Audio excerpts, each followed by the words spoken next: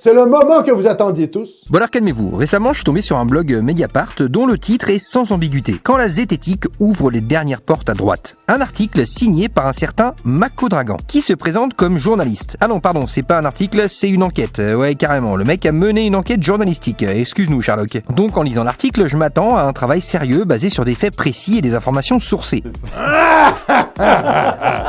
Bon, je vous épargne la lecture complète de l'article, on y retrouve quasiment en boucle El Famoso culpabilité par association, qui est justement le genre de raisonnement biaisé que la zététique tente de combattre, mais bref, on a ici par exemple Clément Fraisse qui se retrouve accusé d'avoir fait éditer son livre chez un éditeur apparemment proche de la fachosphère, et il l'accuse également d'être ami avec Papacito. Ok, et donc, ça veut dire quoi concrètement ? Ça sert à quoi, à part tenter de salir l'image d'un mec et son travail ? Ça sous-entend que Clément aurait la même idéologie que ces gens-là ? C'est quoi ton projet? J'ai comme un doute quoi. Mais rapidement, Asserment d'Axe de la tronche en biais est évoqué dans l'article et on lui reproche d'avoir partagé une de mes vidéos. Mais surtout, le journaliste dit ceci. Jordan X lui-même qui se réclame de la zététique. Attends, moi je me réclame de la zététique ? Où ça ? Quelle vidéo ? À quel putain de moment j'ai dit ça ? Le mec, sans trembler du genou, balance une affirmation fausse et non sourcée. Je crois que ça porte un nom d'ailleurs, c'est de la diffamation.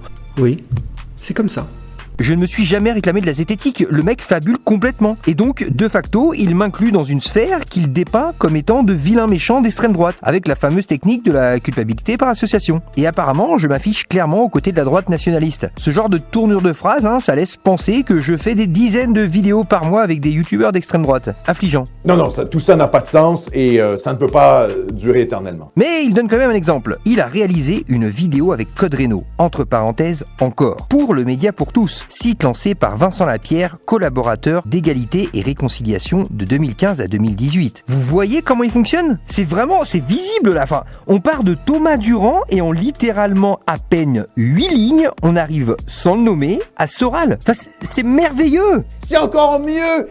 C'est le stade ultime, tu vois. Mais pourquoi faire ? C'est quoi le message de ce genre d'article ? C'est quoi le but de dire que Mandax a partagé une de mes vidéos, que moi-même j'ai fait une vidéo avec Code Reno et que j'ai bossé avec Vincent, qui lui a bossé chez Soral ? C'est quoi le but de ces sortes de poupées russes, si ce n'est de tenter de décrédibiliser une ou plusieurs personnes, non pas sur la base de ses travaux, mais sur la base de ses partages et ses connaissances ? Je comprends pas. Alors oui, j'ai fait un reportage chez Code Reno, et alors, c'est quoi le problème ? C'était pour nous faire découvrir un stage, rien de plus. Et j'ai passé un super week-end, et tu vas rien faire. Petit détail intéressant, il est dit dans l'article que Vincent Lapierre a écrit ceci. Et franchement, je trouve ce tweet très réducteur. Là, pour le coup, je ne suis pas du tout d'accord avec Vincent Lapierre quand il écrit ça. Mais j'ai quand même été voir le tweet original pour comprendre. Et là, tout de suite, on comprend mieux que ce tweet a certainement été écrit sous le coup de la colère, car il y réagissait à une prof de danse qui a été mise à l'écart car elle a osé appeler les hommes de son cours des hommes et les femmes des femmes. Ouais, écoutez. Cette année, sans rien qu'on me dise, Sciences Po a changé les inscriptions et a enlevé le terme homme et femme pour s'inscrire, où il y avait un quota d'hommes et un quota de femmes, puisqu'on danse en couple. Cette année, ils ont changé sans me demander, sans rien me dire, en mettant leader-follower. Bon, je me suis dit en prenant la liste, mais ça veut dire quoi ça ? C'est leader-follower. Et du coup, il y a plein de danseuses qui se sont mis dans les leaders en croyant que c'était le niveau au-dessus par rapport à l'année d'avant. Elles considèrent que les leaders, c'était celle qui était meilleure, donc qui avait fait une année de complémentaire, une année de plus. Alors j'aurais expliqué, non, et j'ai ri, j'ai dit, je pense que cette fois, avec tout ce qu'on appelle en ce moment en théorie du genre, ils n'ont pas dû vous le marquer, hommes et femmes. J'ai dit, écoutez, c'est pas dramatique, bien sûr, je vais pas obliger des filles à faire le rôle du garçon en danse, donc on reprend nos positions, les hommes d'un côté, les femmes de l'autre. S'il y a 2-3 danseuses qui veulent faire le rôle du garçon parce qu'il manque des garçons, vous y allez et puis il n'y a pas de problème. Comment gérer ? Et voilà, je pense qu'on est sur la fin le point clé. J'ai dit hommes et femmes, j'ai dit les garçons d'un côté, les filles de l'autre, et sur lequel, je pense pas que ça soit une insulte, c'est un mot dans le dictionnaire français. Oui.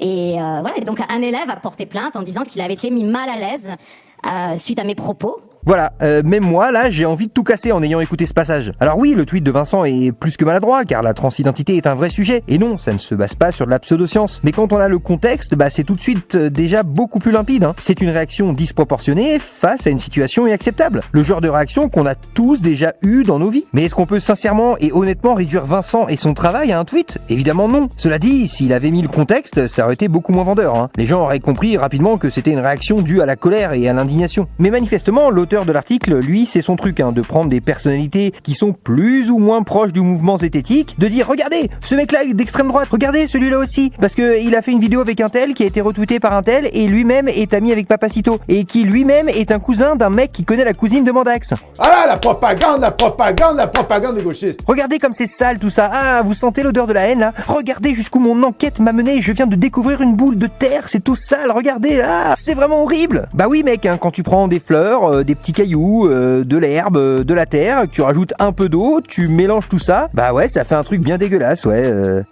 Faire une sorte de gloubi-boulga de personnes toutes très différentes les unes des autres et dont les idées et les personnalités sont remplies de complexité et de contradictions pour parler du mouvement zététique, sérieux, moi j'appelle ça du confusionnisme. Vraiment, sérieusement, à la fin de l'article, je savais même plus qui était qui. J'étais là, mais attends, mais pourquoi Mandax il était faire un reportage chez Soral pour interviewer la Pierre? Je comprends plus. Vraiment, j'étais confusionné quand même. Mais alors, est-ce qu'on peut dire que ce mec a écrit un article mensonger à mon égard? Oui, clairement. Est-ce qu'on peut dire que tout son article est mensonger? Non, pas forcément, je connais pas toutes les personnes qui l'incriminent, mais me concernant en tout cas, il a sans trembler du genou lâché une affirmation sans aucune source qui se révèle être fausse, car jamais je ne me suis revendiqué de la zététique. Et surtout, il n'apporte aucune preuve. Ça ne remet pas en cause l'intégralité de l'article, mais ça donne déjà un fort indice de la méthode avec laquelle il glane les infos pour son enquête. Donc ce type-là, évidemment, raconte n'importe quoi. C'est un hurluberlu, voilà. Cette petite phrase-là, me concernant, lui sert simplement à alimenter et valider son narratif, comme quoi en partageant une de mes vidéos, Mandax me valide. Et vu que apparemment je me définis comme zététicien, il valide implicitement mes autres vidéos et mes collaborations avec Vincent Lapierre. C'est subtil, c'est malhonnête, mais que voulez-vous, la culpabilité par association, ça reste un truc super simple à faire, et j'ai l'impression malheureusement qu'il ne leur reste plus que ça. Avant de vous quitter, je vais vous dévoiler rapidement les dessous du YouTube Game. Je ne connais pas Mandax personnellement, mais ça m'est déjà arrivé d'échanger quelques mots avec lui en off, et je me souviens qu'une fois j'en avais profité pour lui conseiller vivement d'éviter au maximum de partager mes vidéos, car ça ne lui apporterait que des emmerdes, parce que je le sais, on m'a collé une étiquette dans le dos, une étiquette très à droite, et manifestement Mandax, en partageant une de mes vidéos, il n'a pas suivi mon conseil. Donc si vous êtes une grosse chaîne ou même une petite et que vous voulez éviter d'être emmerdé par ces gens, ne partagez pas mes vidéos. Je vous en supplie. Pour le reste, j'ai toujours qu'une seule question. Et toi, mon petit bonhomme, t'en penses quoi finalement de tout ça? Parce que moi,